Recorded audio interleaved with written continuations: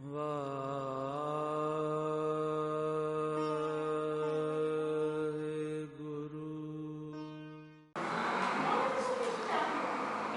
ਜੀ ਕਾ ਖਾਲਸਾ, ਵਾਹਿਗੁਰੂ ਜੀ ਕੀ ਫਤਿਹ।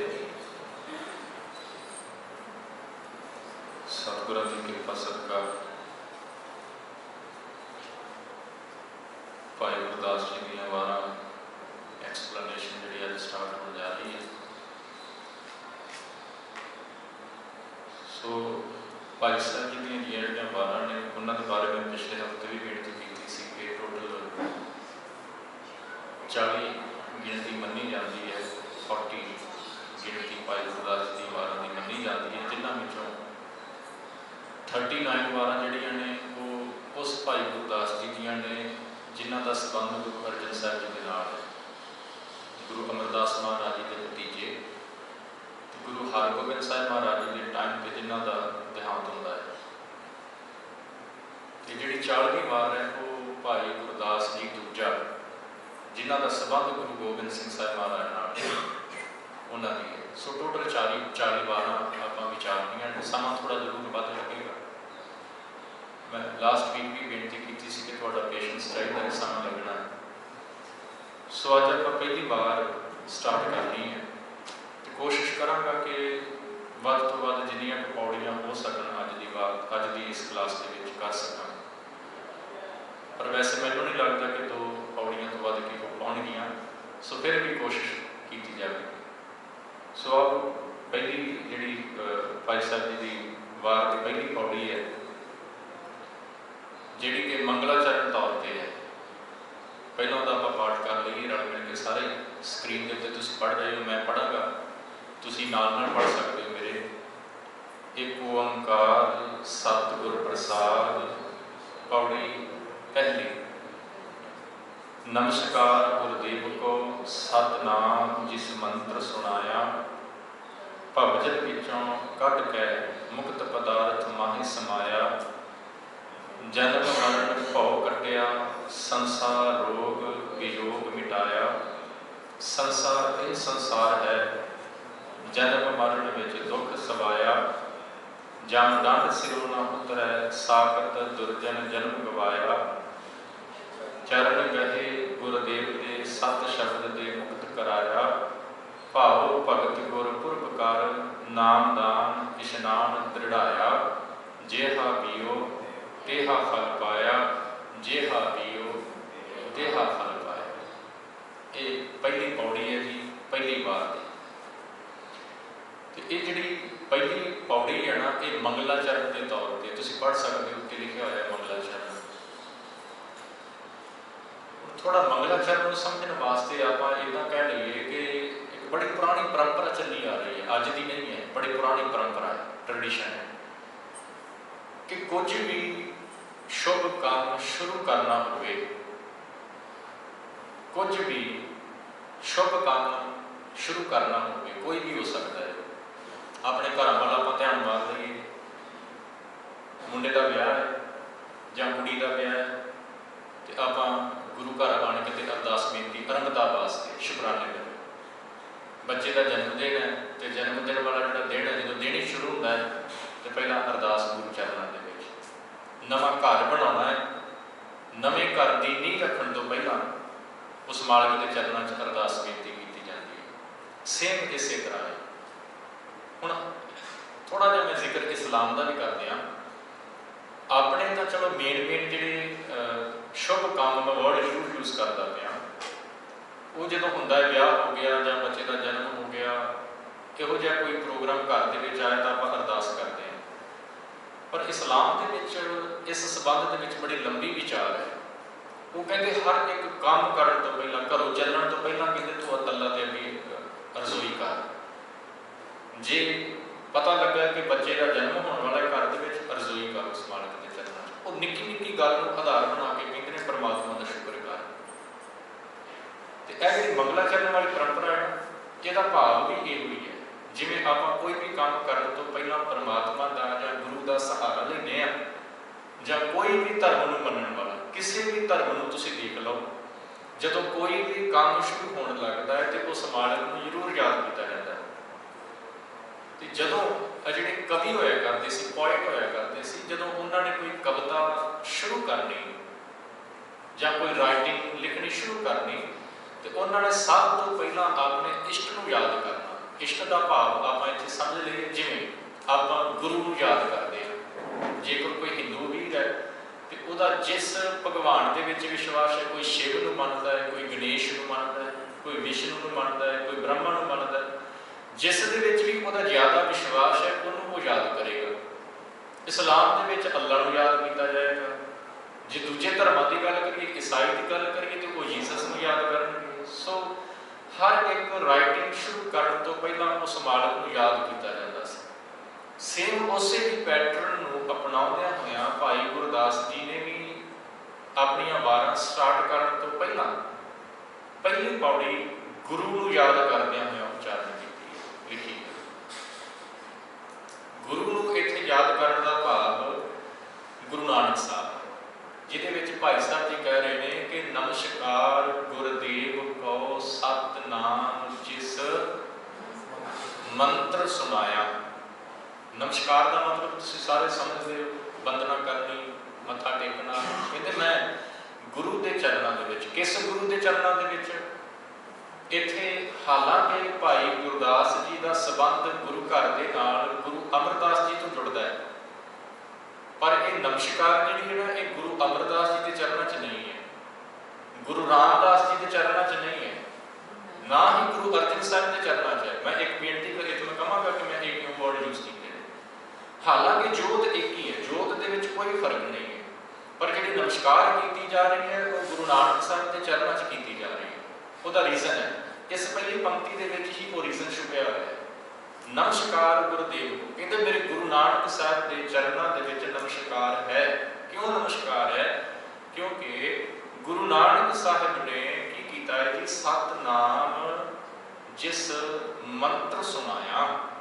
ਗੁਰੂ ਨਾਨਕ ਸਾਹਿਬ ਨੇ ਸਤਿਨਾਮ ਦਾ ਮੰਤਰ ਸੁਣਾ ਦਿੱਤਾ ਹੈ। ਹੁਣ ਸਤਿਨਾਮ ਦਾ ਮੰਤਰ ਦਾ ਮਤਲਬ ਆਪਾਂ ਨਾਰਮਲੀ ਕਹਿ ਦਿੰਦੇ ਕਿ ਜਿਹੜਾ ਸਤਿਨਾਮ ਹੈ, ਜਿਹਨੂੰ ਆਪਾਂ ਜਦੋਂ ਪ੍ਰਸ਼ਾਦਾ ਲੰਗਰ ਸਰਵ ਕਰਨਾ ਹੁੰਦਾ ਹੈ, ਸਰਵ ਹੋ ਰਿਹਾ ਹੋਵੇ, ਚਲੋ ਇੱਥੇ ਤਾਂ ਨਹੀਂ, ਪੰਜਾਬ ਦੇ ਵਿੱਚ ਗੁਰੂ ਘਰਾਂ ਦੇ ਵਿੱਚ ਆਪਾਂ ਧਿਆਨ ਮਾਰੀਏ ਤਾਂ ਸਰਵ ਜਦੋਂ ਹੋ ਰਿਹਾ ਹੈ ਲੰਗਰ ਤੇ ਸਤਿਨਾਮ ਵਾਹਿਗੁਰੂ ਦਾ ਜਾਪ ਕਰਵਾਇਆ ਜਾਂਦਾ, ਆਪਾਂ ਉਹ ਸਤਿਨਾਮ ਨਾ। ਪਰ ਇੱਥੇ ਸਤਿਨਾਮ ਦਾ ਮਤਲਬ ਹੈ ਕਿ ਉਸ ਪਰਮਾਤਮਾ ਦਾ ਗਿਆਨ ਦੇ ਦੇਣਾ, ਉਸ ਪਰਮਾਤਮਾ ਦੇ ਨਾਲ ਜੋੜ ਦੇਣਾ, ਉਸ ਪਰਮਾਤਮਾ ਦੀ ਜਾਣਕਾਰੀ ਦੇ ਦੇਣੀ, ਜਿਸ ਪਰਮਾਤਮਾ ਦੇ ਬਾਰੇ ਬੜੇ ਭੰਬਲ ਭੂਸੇ ਜਿਹੇ ਪਾਏ ਹੋਏ ਸੀ, ਜਾਂ ਇੱਦਾਂ ਕਹਿ ਲਈਏ ਕਿ ਬੜੀ ਆਮ ਲੋਕਾਂ ਦੇ ਵਿੱਚ ਨਾ ਕਨਫਿਊਜ਼ਨ ਜਿਹਾ ਪੈਦਾ ਕੀਤਾ ਹੋਇਆ ਸੀ ਕਿ ਪਰਮਾਤਮਾ ਅਸਲ 'ਚ ਹੈ ਕੀ ਚੀਜ਼। ਉਸ ਪਰਮਾਤਮਾ ਦਾ ਗਿਆਨ ਗੁਰੂ ਨਾਨਕ ਸਾਹਿਬ ਨੇ ਦੇ ਦਿੱਤਾ, ਉਹਦੇ ਨਾਮ ਦੇ ਨਾਲ ਜੋੜ ਦਿੱਤਾ, ਉਸ ਪਰਮਾਤਮਾ ਦੇ ਨਾਲ ਕਨੈਕਸ਼ਨ ਇਨਸਾਨ ਦਾ ਬਣਾ ਦਿੱਤਾ। ਐਸੇ ਗੁਰੂ ਨਾਨਕ ਦੇ ਚਰਨਾਂ ਦੇ ਵਿੱਚ ਮੇਰੀ ਨਮਸਕਾਰ ਹੈ। ਹੁਣ ਇਹ ਗੁਰੂ ਨਾਨਕ ਸਾਹਿਬ ਦੇ ਚਰਨਾਂ 'ਚ ਹੀ ਕਿਉਂ? ਕਿਉਂਕਿ ਗੁਰੂ ਅਮਰਦਾਸ, ਗੁਰੂ ਰਾਮਦਾਸ ਜੀ ਜਾਂ ਗੁਰੂ ਅਰਜਨ ਸਾਹਿਬ ਜਿਹੜੇ ਨੇ ਨਾ, ਇਹ ਗੁਰੂ ਨਾਨਕ ਸਾਹਿਬ ਦੀ ਹੀ ਵੰਸ਼ ਦੇ ਵਿੱਚੋਂ ਨੇ। ਵੰਸ਼ ਦਾ ਮਤਲਬ ਇੱਕ ਵੰਸ਼ ਦੀ ਪਰਿਵਾਰ, ਇੱਕ ਵੰਸ਼ ਹੁੰਦੀ ਹੈ ਪਰਿਵਾਰ, ਉਹਨੂੰ ਆਪਾਂ ਵੰਸ਼ ਬੋਲਦੇ ਹਾਂ। ਪਰ ਇੱਥੇ ਗੁਰੂਸ਼ਿਪ ਦੀ ਗੱਲ ਕਰੀਏ, ਇੱਕ ਹੀ ਵੰਸ਼ ਦੇ ਵਿੱਚੋਂ ਨੇ। ਗੁਰੂ ਨਾਨਕ ਸਾਹਿਬ ਤੋਂ ਬਾਅਦ ਗੁਰੂ ਅੰਗਦ ਸਾਹਿਬ ਆਉਂਦੇ ਨੇ, ਤੇ ਜਿਹੜਾ ਗੁਰੂ ਨਾਨਕ ਸਾਹਿਬ ਨੇ ਪੰਥ ਸ਼ੁਰੂ ਕੀਤਾ ਹੈ ਨਾ, ਉਸ ਪੰਥ ਦੇ ਅੱਗੇ ਪੰਥੀ ਬਣਦੇ ਜਾਂਦੇ ਨੇ ਗੁਰੂ। ਗੁਰੂ ਨਾਨਕ ਸਾਹਿਬ ਤੋਂ ਅੱਗੇ ਗੁਰੂ ਅੰਗਦ ਸਾਹਿਬ ਆ ਜਾਂਦੇ ਨੇ, ਗੁਰੂ ਅਮਰਦਾਸ ਜੀ ਆਉਂਦੇ ਨੇ। ਭਾਈ ਗੁਰਦਾਸ ਜੀ ਦਾ ਗੁਰੂ ਨਾਨਕ ਸਾਹਿਬ ਦੇ ਚਰਨਾਂ ਦੇ ਵਿੱਚ ਨਮਸਕਾਰ ਕਰਨ ਦਾ ਭਾਵ ਇਹ ਹੈ ਕਿ ਇਹ ਗੁਰੂ ਨਾਨਕ ਸਾਹਿਬ, ਤੁਸੀਂ ਹੀ ਆਮ ਜਿਹੜੇ ਲੋਕ ਭਟਕਦੇ ਫਿਰਦੇ ਸੀ ਉਹਨਾਂ ਨੂੰ ਪਰਮਾਤਮਾ ਦੇ ਨਾਲ ਜੋੜ ਕੇ ਉਹਨਾਂ ਦੀ ਭਟਕਣਾ ਨੂੰ ਖਤਮ ਕੀਤਾ। ਇੱਥੋਂ ਆਮ ਲੋਕਾਂ ਦੀ ਭਟਕਣਾ ਖਤਮ ਹੁੰਦੀ ਹੈ ਗੁਰੂ ਨਾਨਕ ਸਾਹਿਬ ਤੋਂ ਹੀ, ਜਿਹਨੂੰ ਆਪਾਂ ਫਾਊਂਡਰ ਆਫ ਸਿੱਖੀਜ਼ਮ ਕਹਿੰਦੇ ਹਾਂ। ਗੁਰੂ ਨਾਨਕ ਸਾਹਿਬ ਜਿਹੜੇ ਨੇ ਉਹ ਮੋਢੀ ਨੇ, ਵੱਡੇ ਨੇ। ਸੋ ਇਸ ਕਰਕੇ ਭਾਈ ਸਾਹਿਬ ਜੀ ਗੁਰੂ ਨਾਨਕ ਸਾਹਿਬ ਦੇ ਚਰਨਾਂ ਦੇ ਵਿੱਚ ਨਮਸਕਾਰ ਕਰਦੇ ਪਏ ਨੇ। ਜਿਸ ਮੰਤਰ ਸੁਣਾਇਆ, ਅਗਲੀ ਗੱਲ ਬੜੀ ਪਿਆਰੀ ਹੈ ਜੀ, ਰੀਜ਼ਨ ਦੱਸਦੇ ਪਏ ਨੇ ਨਾਲ ਨਾਲ ਭਾਈ ਸਾਹਿਬ ਜੀ ਕਿ ਕਿਉਂ ਨਮਸਕਾਰ ਕਰਨੀ ਉਸ ਗੁਰੂ ਦੇ ਚਰਨਾਂ ਦੇ ਵਿੱਚ। ਹੁਣ ਕੀਤਾ ਕੀ ਹੈ ਗੁਰੂ ਨਾਨਕ ਸਾਹਿਬ ਨੇ? ਕਹਿੰਦੇ ਭਵਜਲ ਵਿੱਚੋਂ ਕੱਢ ਕੇ ਮੁਕਤ ਪਦਾਰਥ ਮਾਹਿ ਸਮਾਇਆ। ਭਵਜਲ ਵਿੱਚੋਂ, ਭਵਜਲ ਆਪਾਂ ਕਹਿ ਦਿੰਦੇ ਹਾਂ ਜੀ ਸਮੁੰਦਰ, ਪਰ ਜਦੋਂ ਬਾਣੀ ਦੇ ਵਿੱਚ ਸਮੁੰਦਰ ਵਰਡ ਯੂਜ਼ ਕੀਤਾ ਜਾਏਗਾ ਨਾ, ਓਸ਼ਨ ਵਰਡ ਯੂਜ਼ ਕੀਤਾ ਜਾਏਗਾ, ਇਹਦਾ ਮਤਲਬ ਹੋਏਗਾ ਇਹ है संसार समुंदर। एक आम समुंदर है, एक ओशन है जिहदे विच शिप दे राही आपां एक देश तो दूजे देश दे विच ईਜ਼ਲੀ जा सकते हैं। किसी बोट का सहारा लैके आप समुद्र की सैर करके आ सकते हैं। पर एक है संसार समुंदर, दोनों के विच जमीन आसमान का फर्क है। समुंदर के विच एक आम जहाज़ की जरूरत है पार करने वास्ते, पर इस संसार समुंदर को पार करने वास्ते किसी बाहरी शिप की जरूरत नहीं पेगी। वो सानू इस तो पार नहीं लगा सकता। हुण गुरु नानक साहब ने की कीता है कि इस संसार समुंदर के विच जिहड़े लोग डुबदे जा रहे सी ना, डुबण का मतलब इत्थे मैं शुरू च कहा कि भटकना सी, समझ नहीं, कन्फ्यूजन है कि परमात्मा असल दे विच है की। आम लोग बहुते पढ़े लिखे नहीं, समझ कोई नहीं धर्म कर्म की। जिस तरह उस टाइम के पुजारियों ने कह दिता उसे भी सच मान लिया। तो पुजारियों ने सारे, मैं सारे की गल कर रहा कि सारे पुजारी ऐसे नहीं सी कि उन्होंने सारे ही गलत रस्ते पर पा दिता। हो सकता है कि कुछ ऐसे भी होण जिन्होंने सचमुच सच की गल की हो, पर मोस्टली आम लोगों को भटकना ही पाने वाले सी, इस तो वध के कुछ भी नहीं सी। ते गुरु नानक साहब ने उस भटकना के फसे हुए लोगों को बांह तो पकड़ के बाहर कढ़िया। जिहड़ियां उदासियां आपां पढ़दे ना, चलो जो गुरु नानक साहब का इतिहास शुरू होना है ना इस पहली बार के उदों आप जिक्र करना ही है, पर फिर भी जेकर एक समझने वास्ते एग्जाम्पल के तौर पर गुरु नानक साहब दी उदासियां का जिक्र कर लईए। वो उदासियां साहिब जी ने कीतियां क्यों ने? इसे करके तो कीतियां ने कि संसार के लोग जिहड़े ने वो इस सागर के विच डुबदे जा रहे हैं। गुरु नानक साहब के वचन है जी गुरु ग्रंथ साहब महाराज के विच, उत्थे पता की कहते हैं गुरु नानक साहब कहते जदों मैं देखदा ना इस संसार समुद्र वाल तो की नज़र आता है कि बड़ा भयानक तूफान आया हुआ है, बड़ा पानी चढ़िया पाया समुद्र के विच। तो ये पानी किहड़ा है, ये तूफान किहड़ा है? गुरु साहब कहते झाड़ झक्खड़ उहाड़ लहरी वहन लखेसरी। लहरी वहन लखेसरी, लहरी का मतलब है लहरां, वेव्स, बड़ियां भयानक बड़ियां उच्चियां उच्चियां वेव्स आंदियां पईयां ने। किहदियां? पानी दियां नहीं ने, ये वेव्स ने विकारां दियां, ये वेव्स ने माया दियां, ये वेव्स ने बंधनां दियां, जिन्हां दे विच इंसान फस के ना डुबदा जा रहा है। जिहड़ा एक बार वर्लपूल दे विच आ गया उहदा निकलना औखा हो जाता है। तो गुरु नानक साहब कहते ऐसी ही संसार की हालत बनी पई सी। संसार के लोग ना डुबदे पए सी इस संसार समुद्र दे विच। वो तां धर्म नाम की चीज़ दुनिया के विच रह कोई नहीं सी ना। भाई साहब ने कहा कहते दुनिया के विच एक ही धर्म आम लोगों के विच रह चुका सी, किहड़ा? पैसे का। उन्हों की हालत की बन चुकी सी, उन्होंने मन के विच ये भावना सी, कह लीए जां ख्याल सी कि स्त्री पुरख है दाम हित भावें आए किथाऊं जाए। पैसे के नाल मतलब सी, चाहे किसी भी तरीके दे नाल आवे, चाहे कोई औरत अपना शरीर बेच के पैसा इकट्ठा करके लिया, बंदे नूं पैसा चाहिए, चाहे इंसान किसी दूसरे इंसान को मार के पैसा लैके आए पैसा चाहिए, चाहे उन्होंने लुट के धोखा दे के लैके आए, पैसे के नाल मतलब है दूजा धर्म ही कोई नहीं। सो इसे करके भाई साहब की कहते हैं जो उस समय के हालात देखिए तो गुरु नानक साहब का आगमन इस संसार के विच हुंदा है, तो पता लगता है कि गुरु नानक साहब ने फिर वो डुबदे हुए लोगों को इस संसार सागर के विचों बाहर कढ़िया। आपां भगत बाणी पढ़ीए ना, भगत नामदेव जी का वचन तुहानूं सारिआं नूं याद होएगा। भगत नामदेव जी ने उत्थे एक गल कही है, कहते संसार समुंदे तार गोबिंदे तार ले बाप बीठा। भगत नामदेव जी कहते हे मालक यह संसार समुंदर है ते मैनू तैरना नहीं आता। उन्होंने का वचन है ना जी, मैं अजान जन तरबे ना जानू, मैनू तैरना नहीं आता, बाप बीठला बांह दे। इसका मतलब जेकर भगत नामदेव जी आप खुद कह रहे हैं कि संसार समुंदर है तो मैनू तैरना नहीं आता, इसका सीधा जिहा भाव यह हो जाता है कि जेकर एक भगत ये गल कहता पाया है तो तुसीं आप थोड़ा जिहा अंदाजा ला के देखो कि आम इंसानां दी की हालत होएगी। एक रब दे नाल जुड़िया होया बंदा, एक रब दे नाल जुड़िया होया इंसान, एक भगत अपनी जुबान तो कहता पाया कि मालिक यह समुंदर बड़ा भयानक है, मैं डुबदा जा रहा, मैनू तैरना नहीं आता। आम इंसानों की की हालत हुई। बाबा फरीद जी का श्लोक पढ़ो। बाबा फरीद जी पता की कहते, कहते फरीदा सरवर पंखी हेकड़ो फाही बाल 50 ए मन लहरी गढ़ थे सच्चे तेरी आस। सरवर, सरवर का मतलब तलाब कह लो, तो आप समझने के लिए भावें इतने समुद्र ही कह लीजिए। कहते मैं इस समुद्र के किनारे पर आके खड़ा हो गया।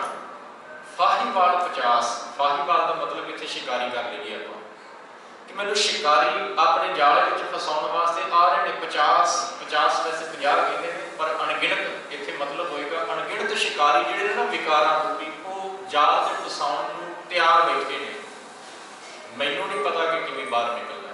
ये मन लहरी गढ़ थे आ सच्चे तेरी आस। बाबा फरीद जी कह रहे हैं अपनी जुबान जो अपनी रस्म कि मैं वड़ जरूर गया समुद्र के विच, पर मैनू नहीं पता किवें बचना। मैं तेरे आस तेरे उत्ते भरोसा रख, क्योंकि मैनू पता है कि तू मैनू बचा सकता है। तो इसे करके ही भाई गुरदास जी गुरु नानक साहब के चरणों च बेनती करते पे ने, कहते हे मालक मेरी तेरे चरण मेरी तेरे चरणों च नमस्कार है, क्योंकि तू एक तो परमात्मा का ज्ञान दिता, नाम के नाल बंदगी के नाल जोड़िया। आम लोगों केवल जोड़िया ही नहीं है, वो जोड़ा जोड़ना है ना, वो इदा कह लो कि गुरु नानक साहब ने उन्होंने डुबद्या होया बाहर कढ़िया। गुरु नानक साहब ने उन्होंने डुबद्या होया भवजन विचों कढ़ के मुक्त पदार्थ। हुण मुक्त पदार्थ की है? पदार्थ वैसे कोई चीज़ को कहा जाता है, वस्तु को कहा जाता है। तो मुक्ति सैल्वेशन कह लीजिए या लिबरेशन कह लीजिए, कोई पदार्थ नहीं है, कोई वस्तु नहीं है जिन्होंने आप फड़ लिया तो मैं मुक्त हो गया। हुण इत्थे मुक्त पदार्थ का मतलब है कि गुरु नानक साहब ने केवल डुबदियां नूं बाहर ही नहीं कढ़िया, उन्होंने जीवन को मुक्त भी कर दिता या उन्होंने मुक्त कर दिता। उन्होंने मुक्ति प्राप्त हो गई है। मुक्ति का जो कंसैप्ट है ना साध संगत, इनू भी बड़ा वक्रे वक्रे तरीके दे नाल एक्सप्लेन किया गया वख-वख धर्मां दे द्वारा। जेकर मोटे जे तौर पर हिंदू धर्म की गल करिए तो वो मरण तो बाद वाली मुक्ति मानते हैं। दो तरह की मुक्ति होंदी है जी मेन, वैसे होर भी इहदियां किस्मां हैगियां ने मुक्ति दियां, there is so many kinds of salvation या मुक्ति, पर मेन तौर पर दो जिहड़ियां किस्मां ने, एक नूं कहंदे ने जी विदेह मुक्त, एक होंदी है जीवन मुक्त। छोटे जे नाम ने जी, मेरे ख्याल तुसीं याद रख लो कि एक है विदेह मुक्त, दूजी है जीवन मुक्त। जिहड़ी विदेह मुक्त है ना, इसका मतलब है इस देह तो बाद की मुक्ति। जदों मेरी मौत हो जाएगी, मेरी मौत होने तो बाद मुक्त। गुरु नानक साहब ने जां गुरु साहबाना ने जां भगत साहबाना ने, कुछ ऐसे भगत भी जिन्हां दा जीवन काल जिहड़ा ना टाइम पीरीयड गुरु नानक साहब तो पहला आता है, उन्हां भगत साहबाना ने भी ते गुरु साहबाना ने इस मुक्ति को प्रवान नहीं किया। मरण तो बाद वाली मुक्ति नहीं प्रवान की।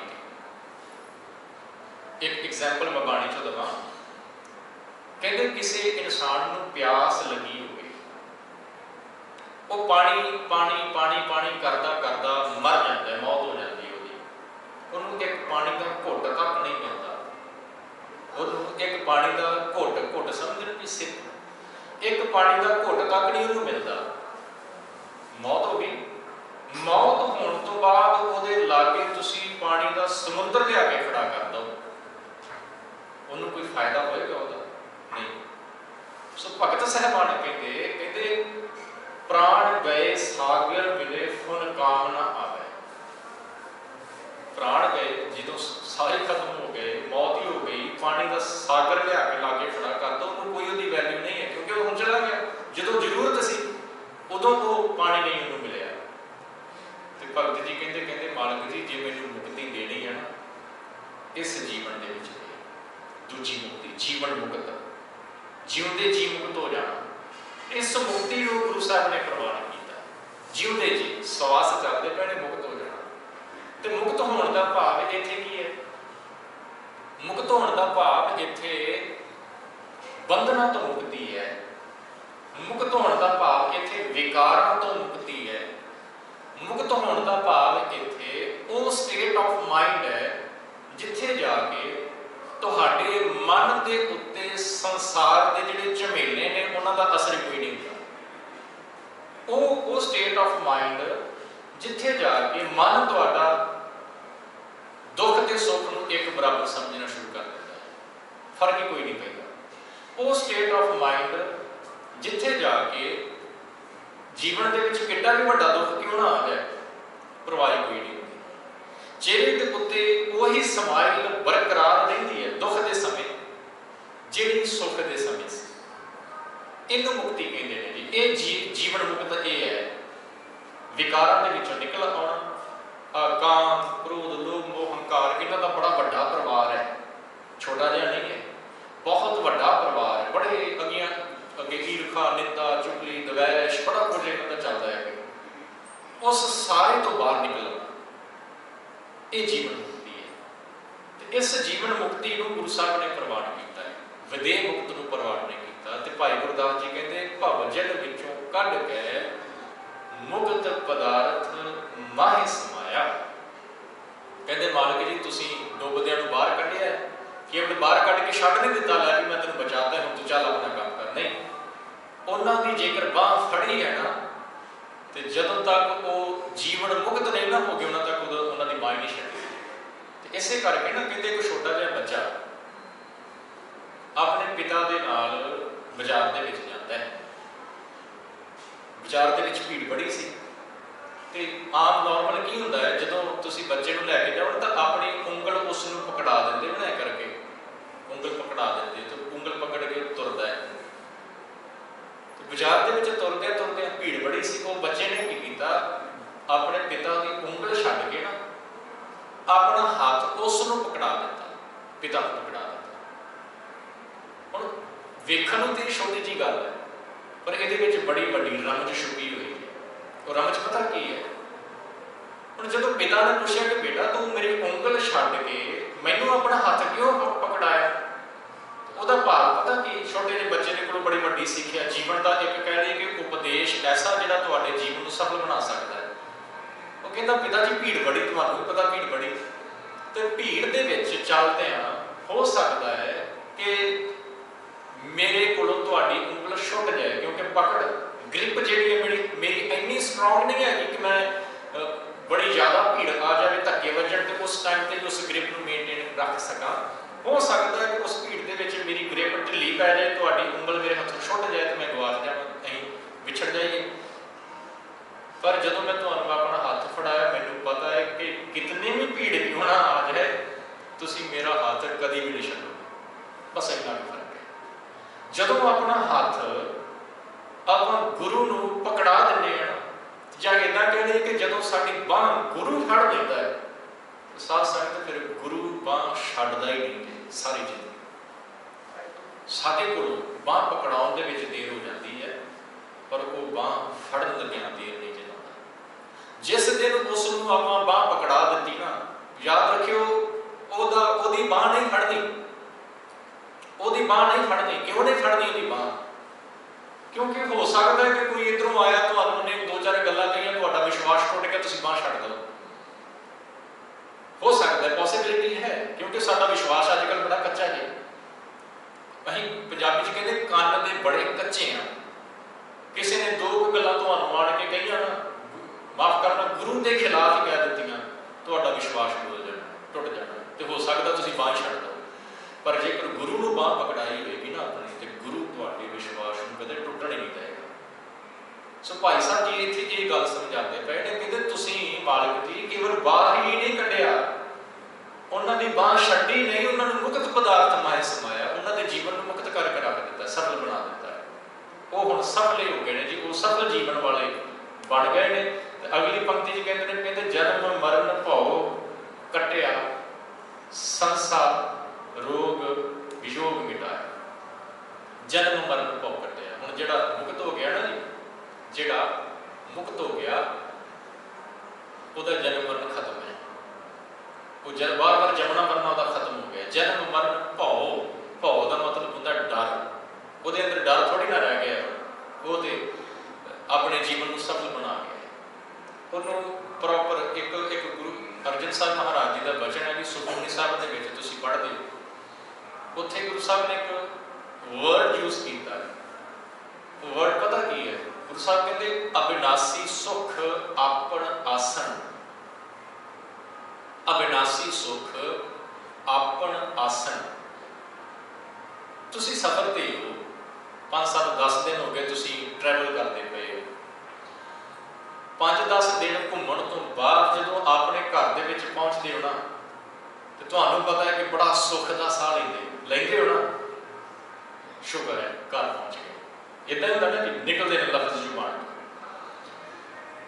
ਉਹ ਜਿਹੜਾ ਆਪਣ ਆਸਣ ਹੈ ਨਾ ਜੀ, ਉਹਦਾ ਮਤਲਬ ਹੈ ਆਪਣੇ ਟਿਕਾਣੇ ਤੇ ਪਹੁੰਚ ਜਾਣਾ।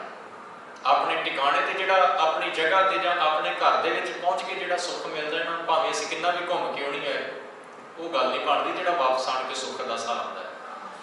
ਗੁਰੂ ਅਰਜਨ ਸਾਹਿਬ ਕਹਿੰਦੇ ਕਿ ਜਿਸ ਇਨਸਾਨ ਦੀ ਬਾਂਹ ਗੁਰੂ ਨੇ ਪਕੜੀ, ਉਹਨੂੰ ਜੀਵਨ ਮੁਕਤ ਕਰ ਦਿੱਤਾ, ਉਹ ਜਨਮ ਮਰਨ ਦੇ ਬੰਧਨਾਂ ਤੋਂ ਆਜ਼ਾਦ ਹੋ ਗਿਆ ਤੇ ਉਹ ਆਪਣੇ ਆਸਣ ਤੇ ਪਹੁੰਚ ਗਿਆ, ਆਪਣੇ ਨਿਜ ਆਸਣ ਤੇ ਉੱਥੇ ਪਹੁੰਚ ਗਿਆ ਜਿੱਥੋਂ ਆਇਆ ਸੀ।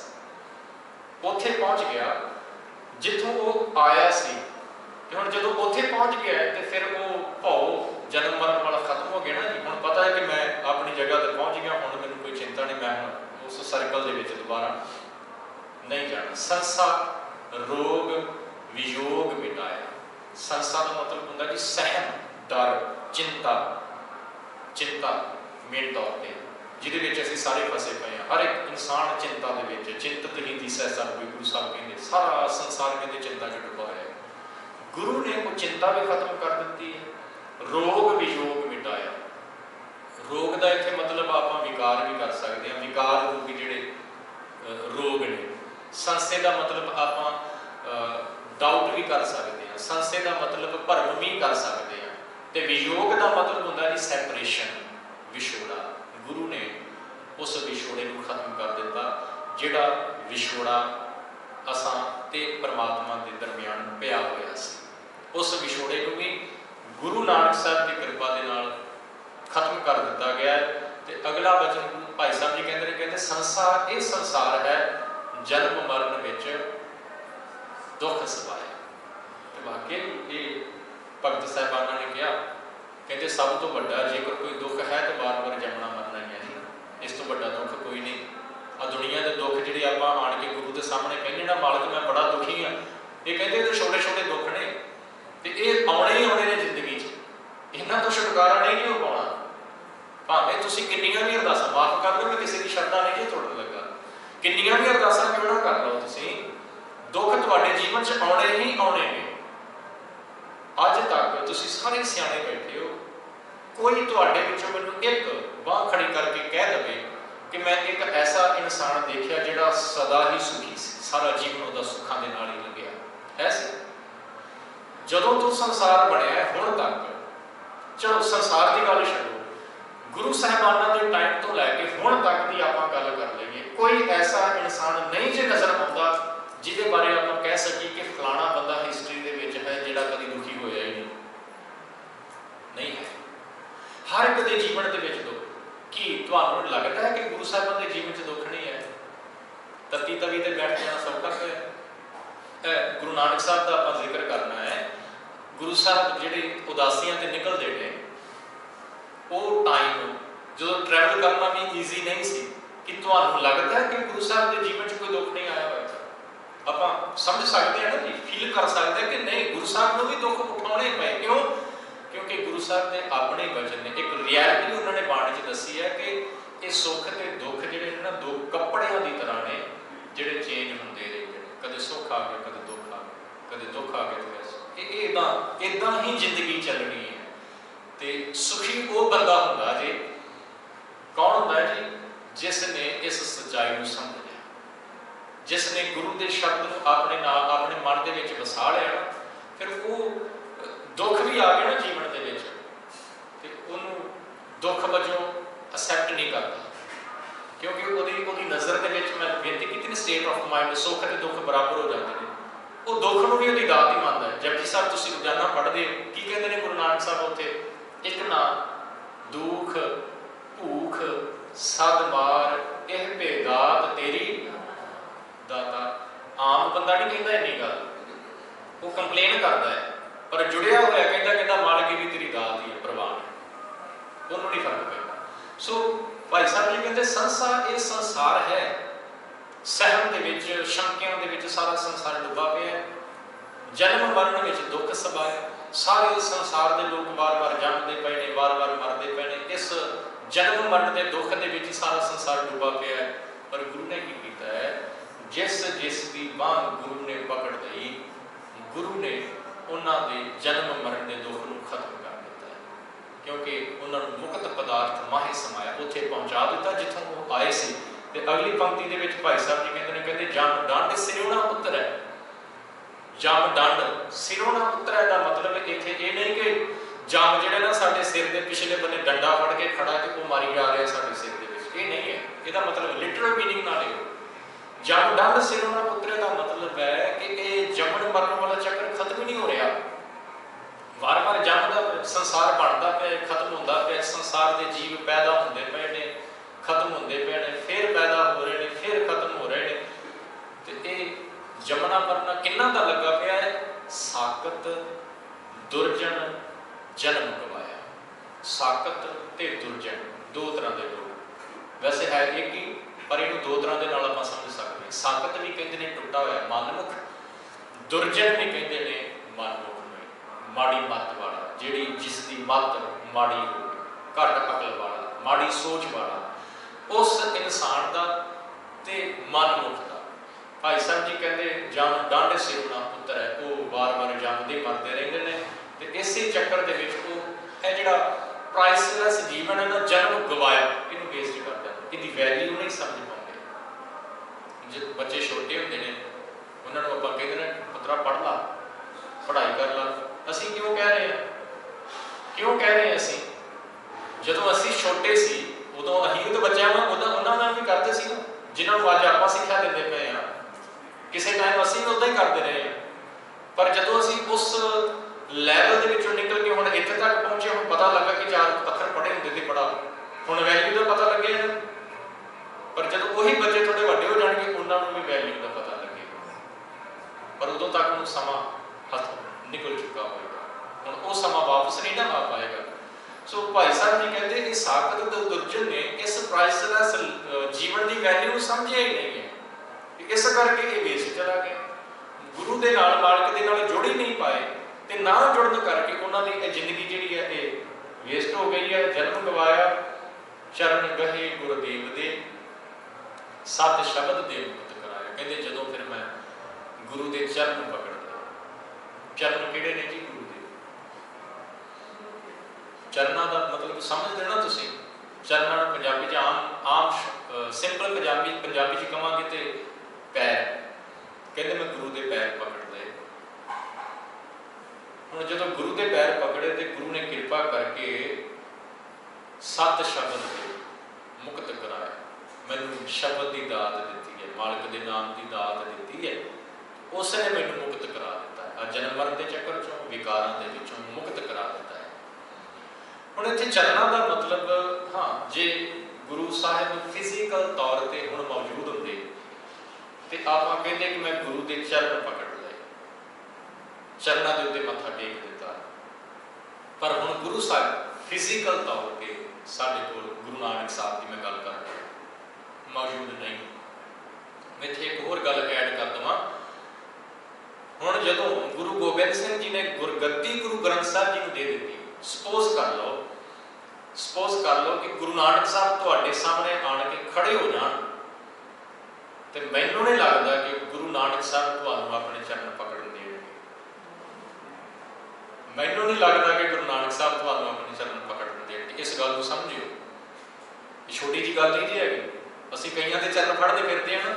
मैं गुरु नानक साहब की गल करदा दावे दे नाल कह सकदा, जे गुरु नानक साहब हुण साडे सामने आण के खड़े होण तो मैं गुरु के चरण पकड़ लगन तो गुरु मैनूं रोकेगा। रीजन क्योंकि गुरु नानक साहब ये कहणगे कि भलिया गुरु आओ बैठा है, ਉਹਦੇ चरण पकड़ जाके, ਉਹਦੇ चरण किहड़े ने, ਉਹਦੇ चरण ने गुरु का शब्द, गुरु के शब्द रूपी चरण। जदों वो शब्द रूपी चरण पकड़े जाणगे ना तो फिर की होएगा, मुक्त कराया। हुण गुरु के शब्द ने मुक्त करना है जी। गुरु नानक साहब ने भी शब्द के नाल जोड़िया। मैं एक साखी तुहानूं छोटी जी टूक मात्र समझण वास्ते। गुरु नानक साहब का एक सिख होया जी भाई सावण। भाई सावण का संबंध है ना जिहड़ा भाई मक्खण शाह लुबाणे के नाल जाके जुड़ता है। भाई सावण का संबंध भाई मक्खण शाह लुबाणे के नाल जाके जुड़ता है। तो गुरु नानक साहब भाई सावण के घर के कुछ समा रुके तो गुरु नानक साहब को भाई साहब ने जो चलन लगे ना गुरु नानक साहब तो भाई साहब ने कहा गुरु नानक साहब सतगुरु जी मैं चाहना मैं तुहाडे सदा ही दीदार करता रहा, मैं चाहना तुहाडे सदा ही दीदार करते रहा।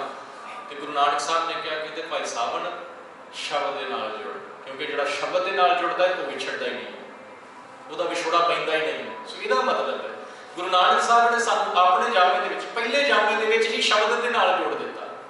पता सी कि आने वाले समय के इस शब्द को गुरियाई मिलनी है, गुरगद्दी विराजमान होना है शब्द ने।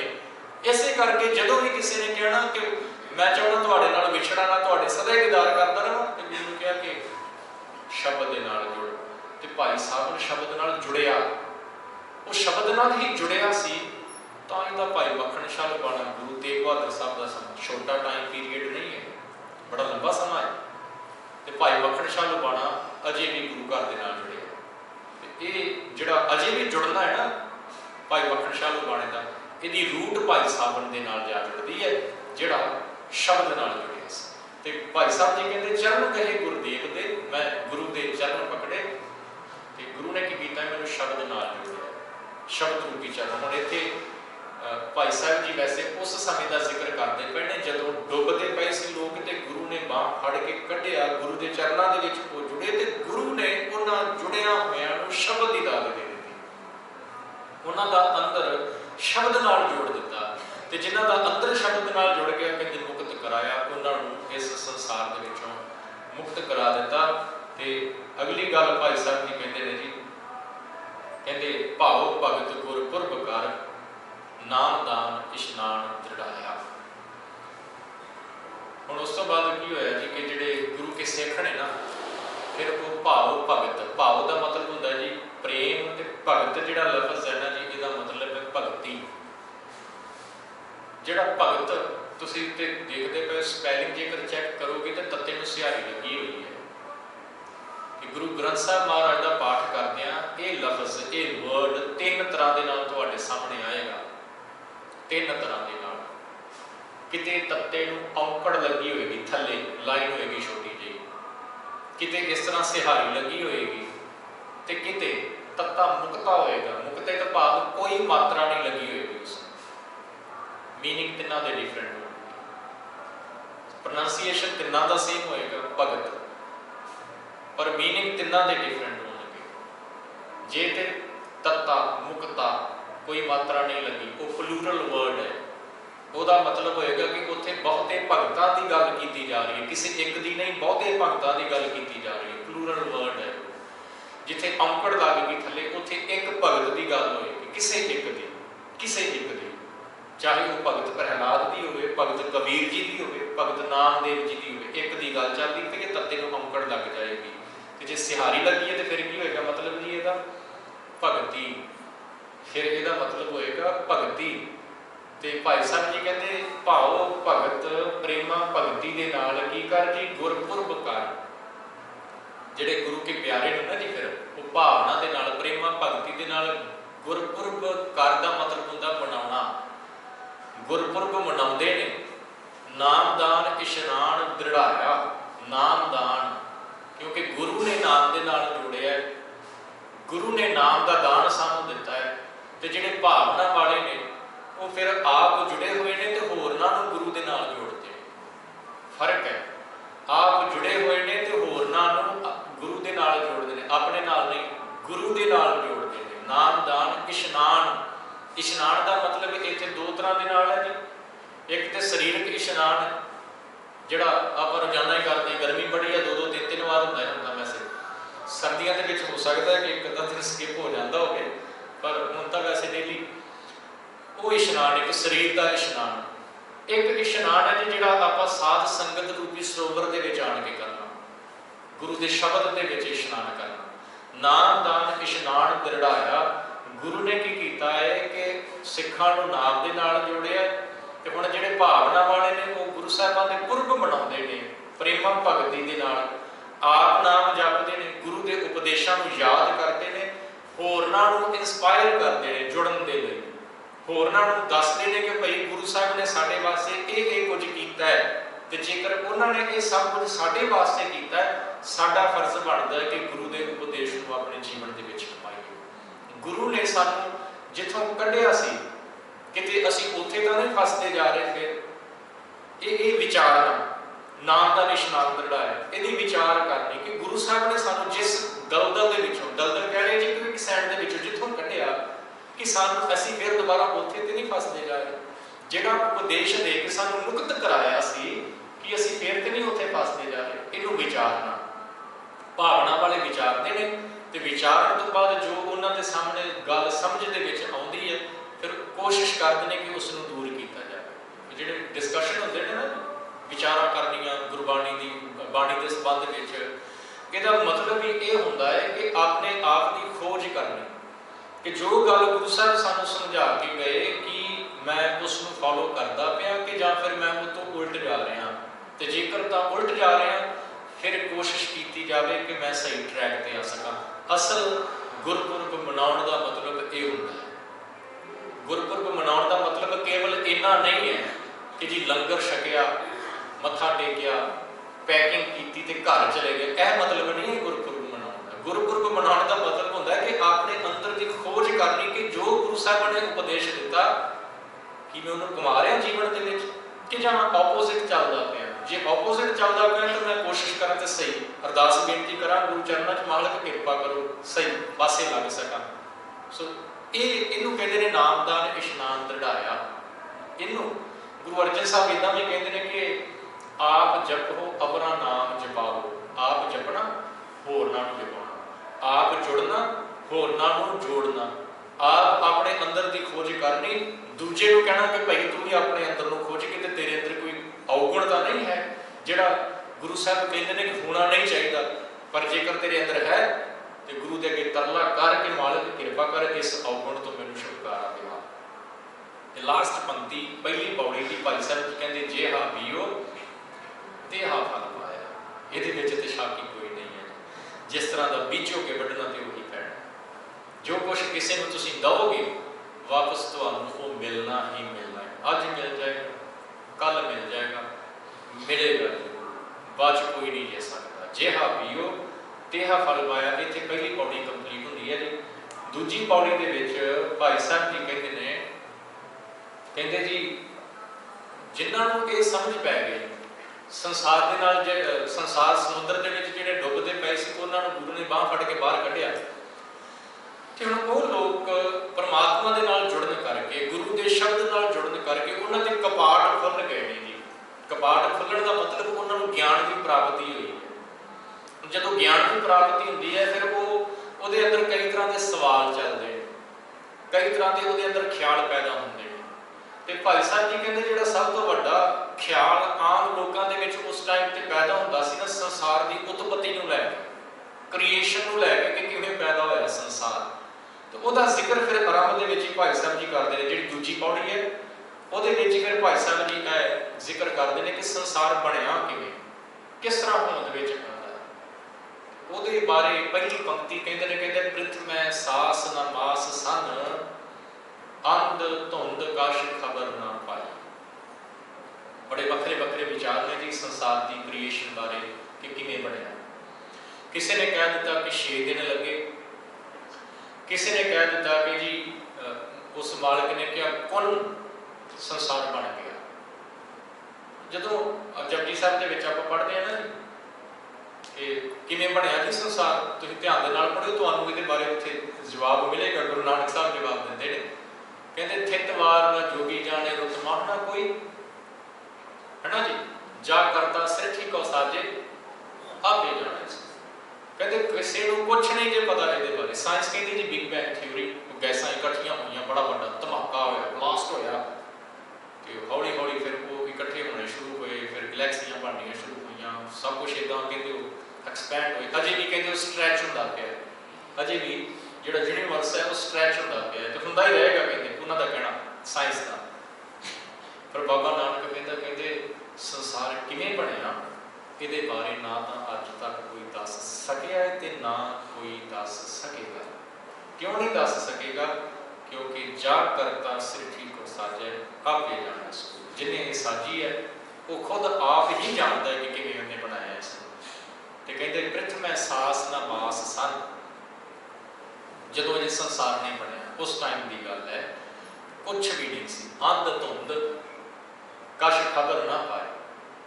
अंध धुंध का मतलब कहते जिन्होंने गुरु नानक साहब ने मारू राग के कहा, कहते अरबद नरबद धुंधू कारा, हनेरा ही हनेरा, धुंध ही धुंध चारे पास सी कुछ नहीं, केवल कहते वो मालक आप ही इकल्ला मौजूद सी। जिन्होंने गुरु नानक साहब पता कि कहते वर्ड यूज करते हैं, कहते अरबद नरबद धुंधू कारा, धरन ना गगना हुक्म अपारा, ना दिन रैन ना चंद ना सूरज। वर्ड सुने ध्यान, कहते सुन समाध लगाए, सुन अवस्था के जिन्होंने शून्य भी बोलिया गया, कई ने शून्य कह दिया, सुन समाध लगाएगा, कोई मूवमेंट नहीं है, मालिक मौजूद सी उस टाइम। उस मालिक को संसार पैदा होता है, किवें पैदा होता है? यह तरीका उस परमात्मा ने संसार क्रिएशन का बनाया जी। की जी? कहते रक्त बिंद की देह राज, पांच तत्व की जड़त जड़ा। रक्त बिंद की देह राज, रक्त का मतलब होता है जी खून ब्लड, बिंद का मतलब है जी स्पर्म। मां की रक्त पिता बिंद धारा, सूरत मूरत करी अपारा। परमात्मा ने मां के लहू ते पिता के स्पर्म तो इंसान की घाट कढ़ दी। पंजां तत्तां नूं, पंज तत्त हवा पानी पृथ्वी आकाश अग्नि, इन्हां पंजां नूं इकट्ठियां करके जड़त जड़ाई, जड़त जड़ाई का मतलब इकट्ठियां करके जीव को पैदा कर दिया। कला जीव नहीं पैदा किया, सारे संसार की उत्पत्ति का क्रिएशन का बेस परमात्मा ने इन्हां पंजां तत्तां नूं बना दिता। इन्हां पंजां तत्तां नूं क्रिएशन का बेस बना दिता, इकट्ठियां करके परमात्मा ने इस वर्ल्ड नूं, इस यूनीवर्स नूं क्रिएट कर दिता। इत्थे बस नहीं, पौन पानी व संतरो, चौथी धरती संग मिला।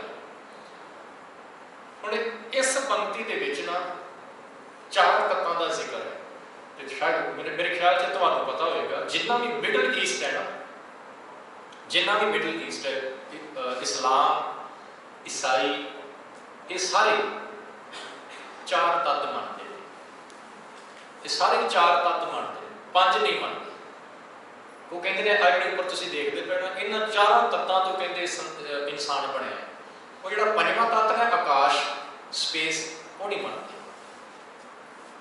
मस्कीन साहब ने एक बड़ी प्यारी गल सुनाई सी, कहते मैं इदा ही कथा करके उठिया तो किसी इस्लाम धर्म नाल संबंध रखने वाले वीर ने आने के मैंने सवाल किया।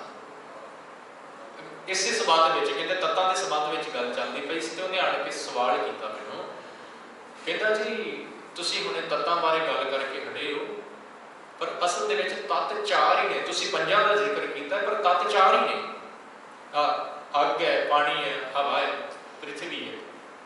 पंजवां जिहड़ा आकाश तुसीं कहंदे हो वो तत्त थोड़ी है, वो तत्त नहीं है। उन्हें वर्ड यूज किए, कहते लगता है कि जिहड़े पुराने ऋषि मुनि सी ना, क्योंकि तत्तां वाली जिहड़ी गल है ये बड़ी पुरानी, अज भी थोड़ी है, कहते उन्होंने भुलेखा लग गया, तत्त पंज ने तत्त चार। मस्कीन साहब कहते कहते नहीं, भुलेखा तो असल कोई नहीं लग्या, तत्त पंज ही ने। कहते मैं नहीं मानता, तुसीं किवें दस किवें किवें प्रूफ कर सकते हो कि तत्त पंज ने? फिर उन्होंने एग्जाम्पल बड़े प्यारे दिते, कहते देखो सूरज है, सूरज एक तत्त है, पर उस सूरज को टिकने वास्ते भी तो कोई जगह चाहिए। धरती है जिहदे ते असीं वसदे पए हां, इस धरती में भी तो कोई जगह चाहिए। इंसान का शरीर है, जेकर कहते कि चार तत्तां तो बनया है, तो फिर इन्हूं टिकण वास्ते भी तो कोई जगह चाहिए है, तो वो जगह किहड़ी है? वो है स्पेस, वो आकाश।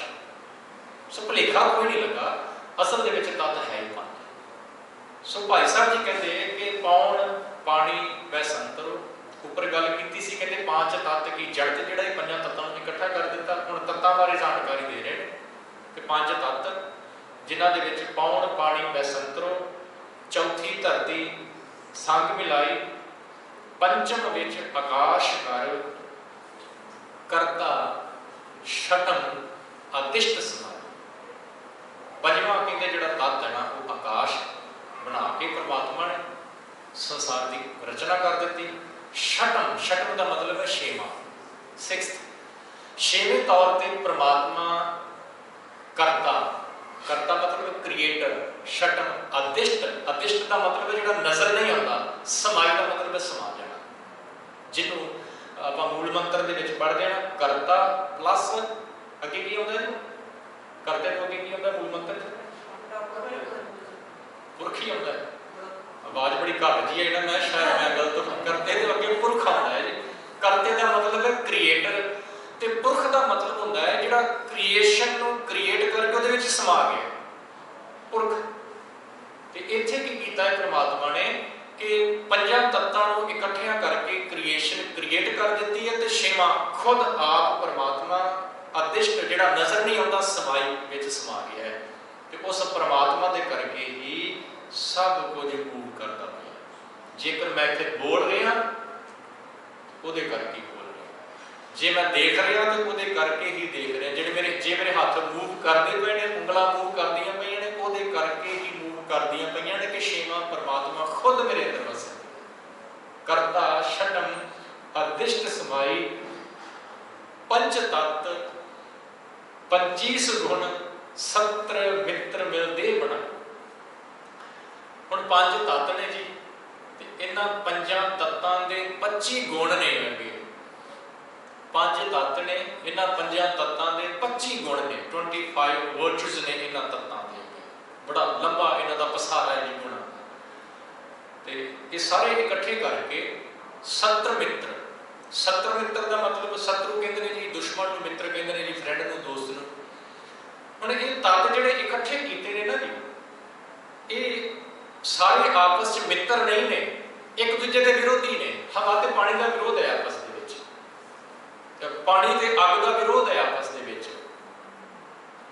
पानी अग को बुझा सकता है, अग पानी को उबाल सकती है, विरोध है। पर परमात्मा की कुदरत देखो कि उन्हें इन्हां विरोधी तत्तां नूं इकट्ठियां कर दिता है। पंच तत्त 25 गुण 70 मित्र मिल दे बनाई, साडा शरीर बना दिता है। तो कमाल की गल है कि इन्हां पंजां दे विचों जेकर एक भी ना होवे तो इंसान का शरीर कायम रह नहीं सकता। जेकर ये जिहड़े तत्त ने ना थोड़ा बहुत भी वाधा घाटा हुंदा है ना, तो असीं रोगी हो जाते, बीमार हो जाते, तां ही हुंदे आ। थोड़ा रहा भी कोई गर्मी वधी अंदर, अग वधी अंदर, बुखार हो गया है ना जी, पानी घटिया, की कहते हैं जी डिहाइड्रेशन हो गया, चक्कर आने शुरू हो गए। सो ये इन्हां तत्तां नूं परमात्मा ने इकट्ठा करके रख दिता है ते शरीर बना दिता, देह बनाई। कला साडा शरीर नहीं बनाया, बाकी जिन्ने भी शरीर सानूं नज़र आते हैं सारे परमात्मा ने इन्हां तत्तां तो ही बनाए ने। ते खानी बाणी चलत कर आवा गौण चरित्र दिखाए। पहला कुछ भी नहीं सी, परमात्मा ने संसार को साजिया, पंजां तत्तां तो सारे संसार की क्रिएशन कर दी, जीवन पैदा कर दिता। इत्थे ही बस नहीं, क्रिएशन का बड़ा लंबा प्रोसैस है। उहदे विच की कीता है परमात्मा ने। हुण खानी ते बाणी, खानी का मतलब की होंदा है कि वैसे खानी वर्ड उहदे वास्ते यूज की, चार खानियां तुहानूं पता जी, अंडज जेरज सेतज उत्पज तेरे कीते जंदा है ना। इन्हां चार खानियां दे राही संसार की क्रिएशन होंदी है। पर ये चार खानियां का जिहड़ा कंसैप्ट है ना, ये पुराना है, ये पुराना है। केवल चार नहीं थे, केवल चार नहीं है। जे तुसीं ध्यान दे नाल जपजी साहब का पाठ करदे होवोगे ना, तो उत्थे एक पंक्ति पढ़ी होएगी तुसीं जरूर। मैं शुरू करना, केतिया खानी केतिया पानी। ਉਹਦਾ ਕੀ ਮਤਲਬ ਹੈ? केतिया का की मतलब हो गया? चार थोड़ी ना होता है, अणगिणत, अणगिणत। मेन तौर पर जो पुरानी परंपरा चली आ रही सी, कहते सी कि 4 ही खाणियां ने जी। अंडज है, अंडज का मतलब है अंडिया के विचों पैदा होने वाले जी। जेरज, जेर राही पैदा होने वाले, अंडिया के विचों पंछी, पंछी पैदा होते हैं। तो जेर तो असी मनुख, पशु, ये सारे जेर तो पैदा होंगे। सेतज, सेतज का मतलब होता है पसीना, पसीने तो पैदा होने वाले जूमा लाइसेंस वगैरह, जो छोटे छोटे किरम जोड़े होंगे ने वो। उत्पज, उत्पज का मतलब जमीन विचों पैदा होने वाले। ये 4, ये पुरानी परंपरा सी कि जी 4 खाणियां दे राही इस संसार के विच उत्पत्ति होती है। पर गुरु नानक साहब कहते नहीं, केवल 4 नहीं है, उस मालिक की रचना बेअंत है। कई कोट खाणी और खंड, कई कोट उथे सुखमनी साहब है ना जी, कई कोट खाणी और खंड, खाणी और खंड, खाणी का मतलब आ खाणियां ने, कई कोट करोड़ा, उथे करोड़ा कहते पे ने। इत्थे जपजी साहब जी गुरु नानक साहब ने कह दिता केतिया खाणी केतिया बाणी, कई खाणियां ने ते बाणी, बाणी का मतलब जी तुहानू पता है 4 ही खाणियां मन्नियां गईयां ने ते 4 ही बाणियां मन्नियां गईयां। 4 बाणियां, परा पसंती मध्यमा वैखरी, ये 4 बाणियां ने, परा पसंती मध्यमा वैखरी। इन्हें जो एक्सप्लेन किया जाता है तो ਵੱਖ-ਵੱਖ विद्वानों ने ਵੱਖ-ਵੱਖ तरीके के नाल कीता है। इसकी एक्सप्लेनेशन सेम नहीं जी मिलती चौं बाणियां की। किसी ने कहा कि जिहड़ी परा बाणी है वो इत्थे हुंदी है थल्ले, जिहड़ा गुप्त अंग है जी, प्राइवेट पार्ट है हर एक इंसान का, उत्थों परा यह नाभि दे विच आ जाए ये बन जाती है पसंती। जो इत्थे आ जाती है गले दे विच अपने दिल के कोले, इत्थे बन जाती है मध्यमा। फिर जो वो बाहर निकलती है शब्दों के राही वो बन जाती है वैखरी। किसी ने कहा कि परा इत्थे साडी नेवल नाभि, इत्थे परा है, जो इत्थे आ गई हिरदे के कोल ये बन गई जी की पसंती। फिर जो मैं बोल दिता वो बन गई मध्यमा, जो किसी ने सुनी वो बन गई वैखरी। सो इसकी एक्सप्लेनेशन वखरी वखरी है। 4 बाणियां मनिया ने परंपरा के अकॉर्डिंग, ट्रेडिशन के अकॉर्डिंगली, पर गुरु नानक साहब कहते कई ने, 4 ही नहीं ने। सो खाणी बाणी चलित कर, इसे करके इत्थे भाई साहब ने ना कोई नंबर नहीं लिखिया खाणियां दे नाल। जदों तत्तां की गल चली उत्थे कह दिता 5 तत्त की जड़ते जिहड़ा 5 तत्तां का जिक्र किया। पर जो खाणी बाणी का जिक्र चलिया इत्थे उन्होंने गिनती नहीं लिखी। क्यों नहीं लिखी? इसे करके तो भाई गुरदास कहते हैं कि तुहाडियां वारां ने कुंजी ने बाणी दी, बाणी दी कुंजी है तुहाडी वारां। क्यों? क्योंकि भाई गुरदास दी वारां बाणी नूं भी तां एक्सप्लेन कर दियां। हुण जे गुरु नानक साहब उत्थे केतियां खाणी केतियां बाणी कह रहे हैं तो भाई गुरदास किवें लिख दिंदे इत्थे कि 4 ही खाणियां ते 4 ही बाणियां ने जी? जे लिख दिंदे फिर कॉन्ट्रोडिक्शन हो जाती ना। फिर गुरु अर्जन साहब का क्या होया वचन गलत साफ लगना सी ना सानूं कि गलत है, क्योंकि गुरु नानक साहब तो यह कहते पे ने भाई गुरदास जी यह कहते पे, पर इन्होंने नंबर नहीं लिखे। कहते खाणी बाणी चरित कर आवा गौण चरित्र दिखाए। आवा गौण का जन्म मरण का चक्कर चला दिता। 84 लाख जोन पाई। है जो 84 लाख वाला चक्कर है ना जी, बाणी च भी तुहानूं ये लफ्ज़ पढ़ने को मिलेगा कि 184 जोन उपाई मानस का प्रभ दी वडियाई, इस पौड़ी ते जो न चुके आए जाए दुख पाइंदा। पर असल दे विच ये 84 लाख वाला चक्कर भी जिहड़ा ना ये पुराना चलिया आ रहा है। जो विश्वास किया जाता सी कि 84 लाख जूना ने, गुरु नानक साहब ने उस ही विचार को एज इट इज लैके समझाया है कि ठीक है जेकर तुम 84 लाख मानते हो, मन लेने कि 84 लाख है, थोड़ा जहा सोच के देखो कि इस सर्कल कितना लंबा है, ये 84 लाख वाला चक्कर कितना लंबा चलता होएगा।